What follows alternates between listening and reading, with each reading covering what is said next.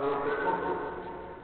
Quiere renovar el voto que hiciste el día de tu matrimonio, de recibir a tu esposa y promete seguir siendo fiel en lo favorable y en lo adverso, con salud o enfermedad, y así amarla y respetarla todos los días de tu vida.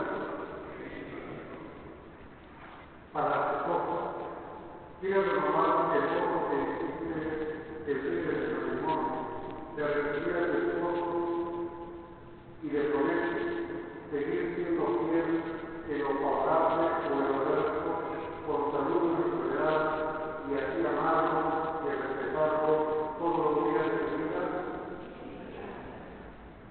Esta renovación de sus promesas matrimoniales que libremente han proclamado de nuestras iglesias, que el Señor en su bondad lo confirme y le hará vivir sobre ustedes, porque Dios, lo que Dios ha unido, no lo puede separar de él.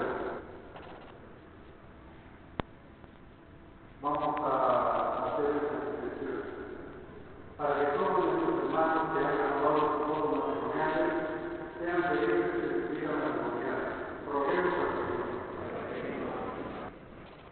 para que estos matrimonios católicos sean seguros en el amor y fieles en las pruebas. Roguemos al Señor para que sepa pensando bondadosos y educadores católicos de sus hijos. Roguemos al Señor para que el tiempo y las dificultades no disminuyan el amor de estos esposos. Roguemos al Señor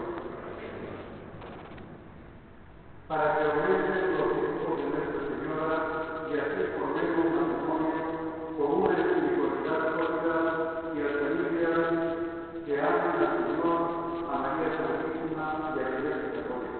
Roguemos al Señor para que este primer encuentro de los matrimonios sirva para nosotros promover la fe y el amor entre los esposos y afianza el amor entre los cónyuges y las familias, que aumenten cada vez más los equipos de Dios. Roguemos al Señor. Mira, Señor, cómo va a estos hijos tuyos, que han puesto toda su confianza en ti. Dale la gracia de permanecer siempre unidos en el amor, la fe y la paz, y que fortalezcan su fe y con los auxilios de los equipos de Nuestra Señora fortalezcan su espiritualidad conjugal y familiar.